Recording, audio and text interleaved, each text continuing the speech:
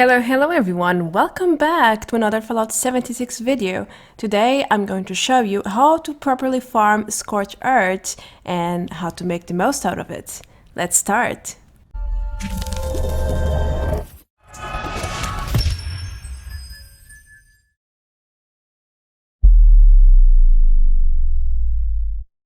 Scorched Earth, or killing the Scorchbeast Queen, is one of the oldest events in game. It came out with release in November 2018, and I'm very sure it's the first event that required a team to effectively complete it.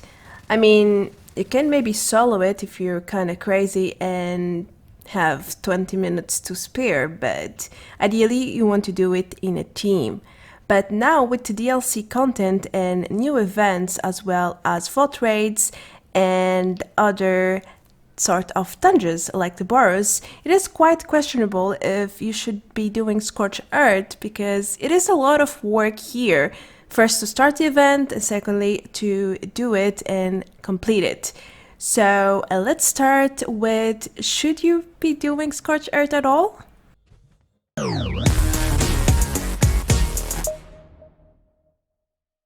Now, this question depends very much on how you play and what you value the most in game, but Scorched Earth is definitely one of the best endgame events and content to experience.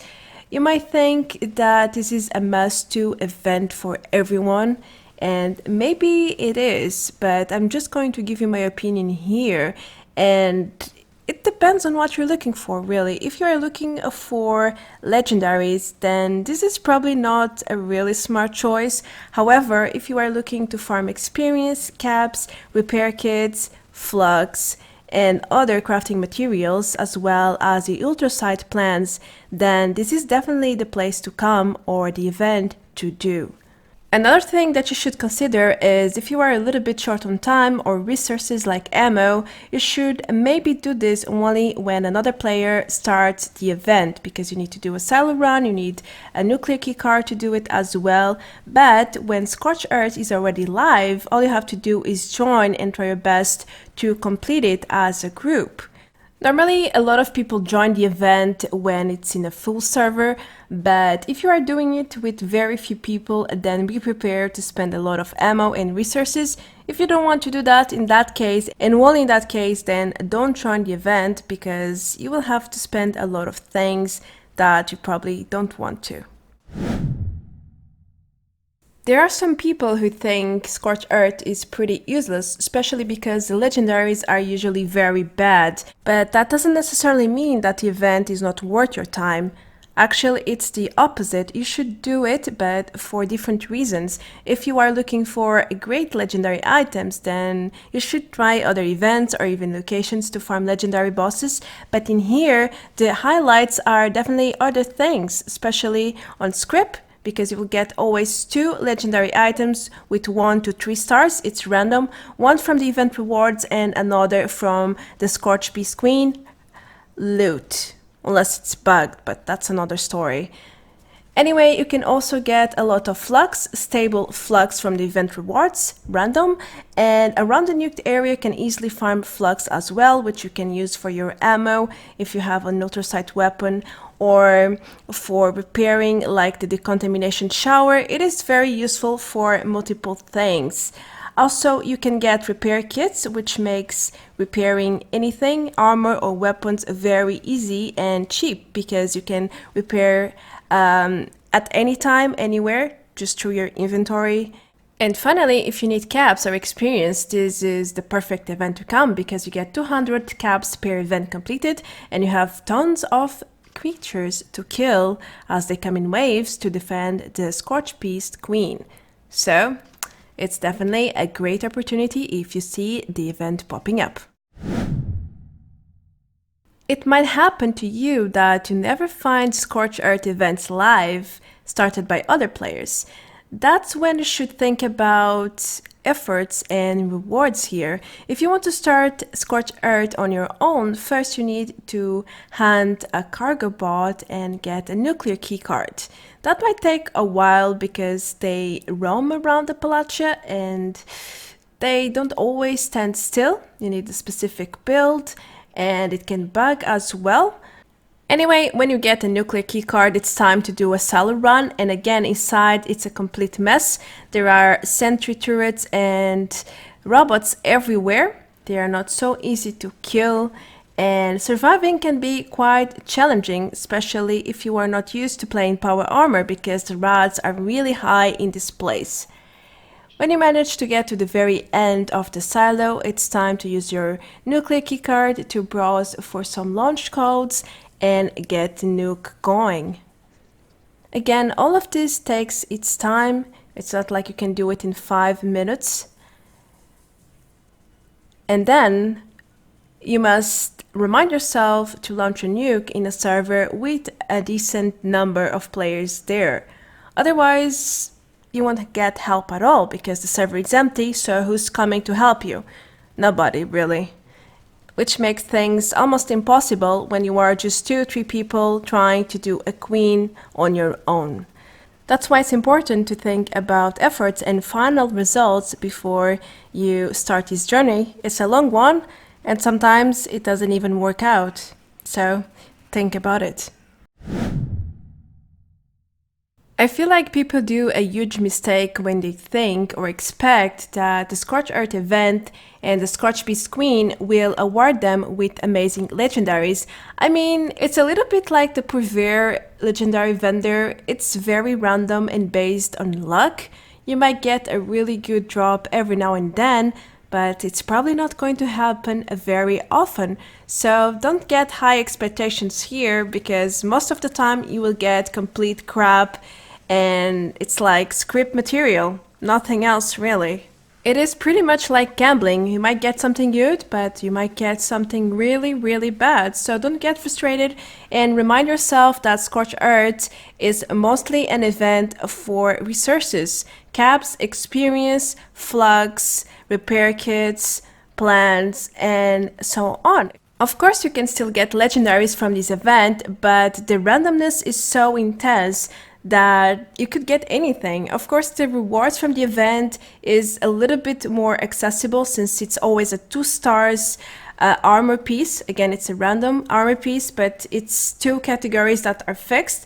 But when it comes to the Scorchbeast loot, it can be any legendary from 1 to 3 stars, and it could be armor, weapons, and melee ranged, anything really. So keep that in mind as well. What else could turn your Scorched Earth experience into hell? Bugs and more bugs.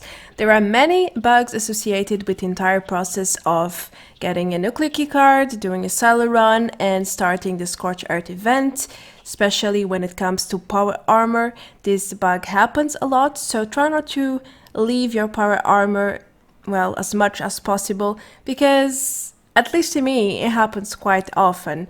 And it is extremely annoying. You can't do anything about it. All you can do is shut down your game and restart. If that happens while you are doing the queen, you will most likely lose the loot, and that's really frustrating. Also, when you die over encumbered, you won't be able to respawn at all, or the auto respawn gets bugged and then you can't respawn too, and the only solution is again to restart the game. And while you do all of this, you will probably lose the queen loot as well. So just in here, 2 bugs that can deny you loot from the queen, and the event rewards too, so both of them. And I think this is one of the top reasons that people don't like to do this event as much anymore, because you can simply lose all your rewards with a single bug. Extremely annoying. Also, dead voids, or whatever you want to call them, happen quite often around nuked areas. I've seen several in the past 2 months or so, and this is just a great example where the void is here, and your loot or your junk bags also can get bugged, which means you can lose all your flux if you just did the event and you come across one of these voids.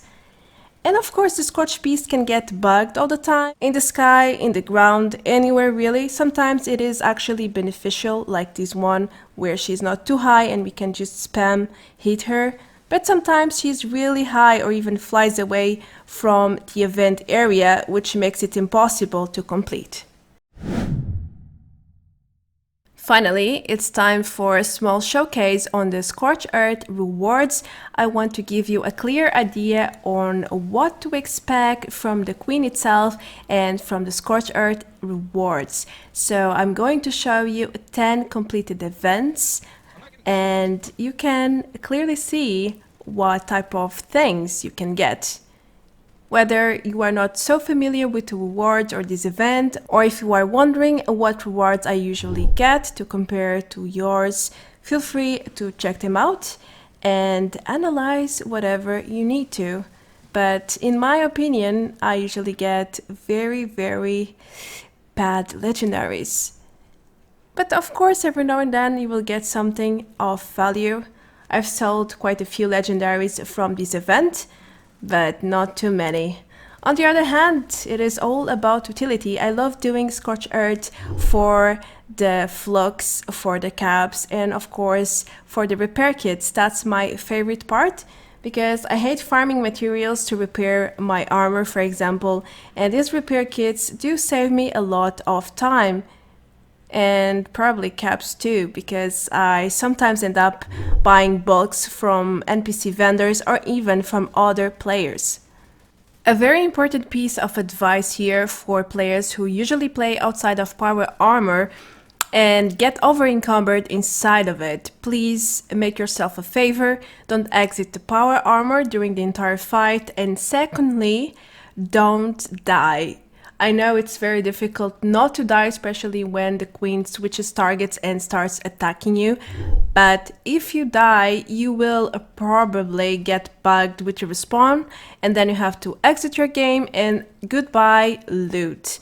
So my best advice here is to use fire weapons to keep a distance. If you are a melee build like me, you can still go close, hit it, but as soon as the Queen switches targets to you, make yourself a favor, run away, spam steam packs, and just keep yourself alive in order to ensure you will get all the loot that you should be getting if you weren't getting bugged. So that's usually what I do. It is certainly not easy, but it's something that must be done, or it can get really frustrating when you lose queen after queen. It's very demoralizing.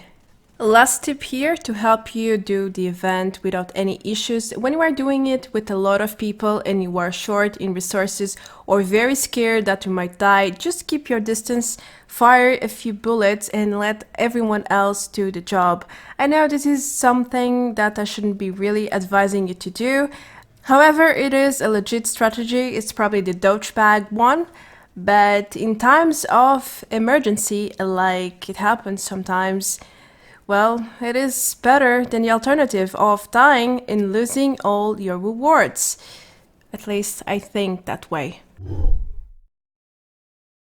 Moving on to strategic points, I think you really should join a team when doing Scorched Earth, even if it must be with randoms. Just try to invite random people for a team, because charisma perks can really make things easier, especially with the Strange in Numbers perk, which increases your positive mutation benefits, and that is really great because you can run faster, for example, with Speed Demon, you can jump higher with Marsupial, and you can get more melee damage if you are melee build and have twisted muscles. So that's just a clear example of how beneficial charisma perks can be. You can also get the experience perk in a team, as well as many others.